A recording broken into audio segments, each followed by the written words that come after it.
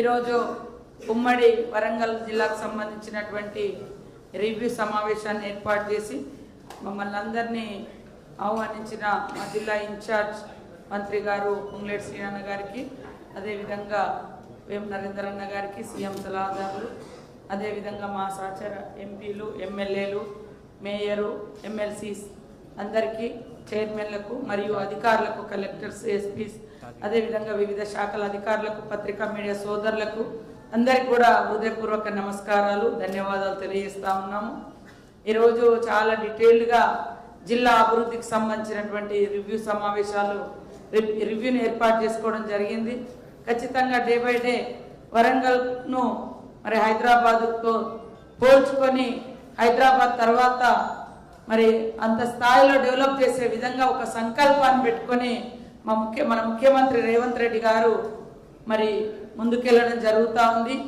దానిలో భాగంగానే గతంలో మరి ఎప్పుడో విమానాశ్రయం కోసం ట్రై చేస్తే అది గత 10 సంవత్సరాలు తెలంగాణ ప్రత్యేక రాష్ట్రంలో కూడా మనం సాధించుకోలేకపోయినాం. దానితోటి వరంగల్ యొక్క గొప్పతనాన్ని, వరంగల్ యొక్క అవసరాన్ని గుర్తించి మరి ప్రాంతాన్నంతా కూడా గతంలో పర్యటించి ఇప్పుడు మరి ఎయిర్పోర్ట్ను కూడా ఇక్కడికి తీసుకురావడం, ఇది వారికి మన ఉమ్మడి వరంగల్ జిల్లా మీద ఉన్నటువంటి అభిమానానికి, శ్రద్ధకు నిదర్శనం అని కూడా ఈ సందర్భంగా తెలియజేస్తా ఉన్నాను.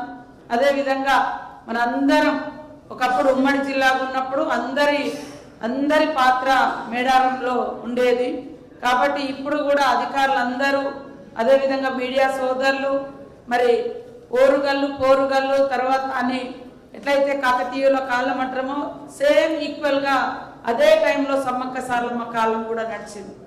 సో వాళ్ళు ఈరోజు మా ఇంటి ఇలవేల్పులే కాకుండా, ఆదివాసులకే కాకుండా మరి గిరిజనేతరులకు కూడా కోట్లాది మంది గుండెల్లో కొలువు తీరినటువంటి దేవతలు, కొంగు బంగారం లాగా కోరుకున్న కోరికలు తీరుతున్నాయి. కాబట్టే కులము, మతము, ప్రాంతము అని తేడా లేకుండా పెద్ద ఎత్తున భక్తులు వస్తూ ఉన్నారు.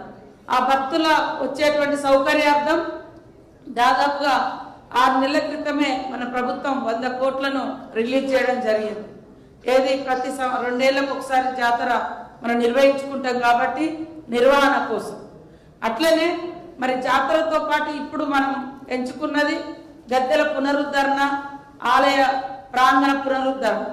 సో ఈ పనులు కూడా ఇప్పుడే ఉండడంతో వాటికి కూడా ప్రత్యేకంగా నిధులు ఇచ్చి ముఖ్యమంత్రి గారు ప్రత్యేకంగా ఇక్కడికి వచ్చి మరి మాస్టర్ ప్లాన్ ఓపెన్ చేసి మళ్ళీ తర్వాత ఎప్పటికప్పుడు హైదరాబాద్ నుంచి కూడా వారు మానిటరింగ్ చేయడం, మరి గుడి నిర్మాణానికి సంబంధించినటువంటి యుద్ధ ప్రాతిపదికన పనులు చేపట్టడానికి మా ఇన్ఛార్జ్ మినిస్టర్ సీనన్న గారికి కూడా బాధ్యతలు ఇవ్వడం, వారు కూడా చకచక వారి బాధ్యతలన్నీ కూడా నిర్వర్తిస్తూ జాతరను విజయవంతం చేయడం కోసం కృషి చేస్తున్నందుకు పొంగులేటి శ్రీనివాస్ రెడ్డి అన్న గారికి, అదేవిధంగా మా సోదరి మన ఎండోమెంట్ మినిస్టర్ సురేఖక్క గారికి, మా ట్రైబల్ మినిస్టర్ అడ్లూరు లక్ష్మణ్ గారికి, మాకు సహకరిస్తున్న సహచర ఎమ్మెల్యేలు, అధికారులు, ఎమ్మెల్సీలు, ఎంపీలు, ఇతర ప్రజాప్రతినిధులు, మా పత్రికా మీడియా సోదరులందరికీ కూడా మరి 18వ తారీఖు నాడు మరి నూతనంగా ఏదైతే నిర్మాణం చేపట్టినామో ఆ యొక్క ప్రాంగణము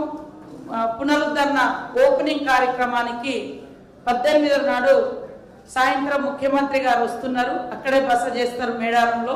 కాబట్టి మిమ్మల్ని మన ప్రజలందరినీ కూడా ఆహ్వానిస్తూ ఉన్నాం. అదేవిధంగా 19వ తారీఖు నాడు ఉదయమే మరి 7-8 గంటల మధ్యనే ముహూర్తానికి మరి గుడిని కూడా ప్రారంభించడం జరుగుతుంది ముఖ్యమంత్రి గారి చేతుల మీదుగా. అందుకనే రాష్ట్రంలో ఉన్నటువంటి అధికారులకు, ప్రజాప్రతినిధులకు, ప్రజలకు ఈ సందర్భంగా మీడియా ద్వారా తెలియజేస్తా ఉన్నాం. అందరికీ మేడారానికి 18, 19 నాడు ఓపెనింగ్ ఉంది. నూతన గుడి నిర్మాణం ముఖ్యమంత్రి రేవంత్ రెడ్డి గారి చేతుల మీదుగా మరి ప్రారంభోత్సవం ఉంటుంది.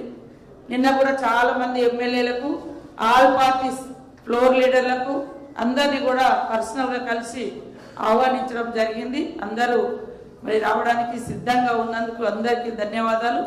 అదే కాకుండా ఎప్పుడు కూడా ఉమ్మడి జిల్లా నుంచి ముఖ్యంగా అక్కడ కావాల్సినటువంటి వ్యవస్థనంతా కూడా కార్పొరేషన్ నుంచి కూడా మనకి ఇస్తూ ఉంటారు. డ్రింకింగ్ వాటర్ కానీ యంత్రాంగం కానీ మరి అదంతా కూడా గతంలో ఇచ్చినటువంటి అన్ని ఇద్దరు కలెక్టర్స్ అదేవిధంగా కార్పొరేషన్ కమిషనర్ గారు ఒకసారి రివ్యూ పెట్టుకొని అవన్నీ కూడా మళ్ళీ మాకు అక్కడికి పంపిస్తే బాగుంటుందని కోరుకుంటూ ఇక్కడ మన ఉమ్మడి వరంగల్ జిల్లా అధికారులకు, ప్రజలకు, పత్రికా మీడియా సోదరులకు, మా ప్రజాప్రతినిధులకు అందరికీ పేరు పేరున మరొకసారి మేడారానికి ఆహ్వానం పలుకుతూ సెలవు తీసుకుంటాం.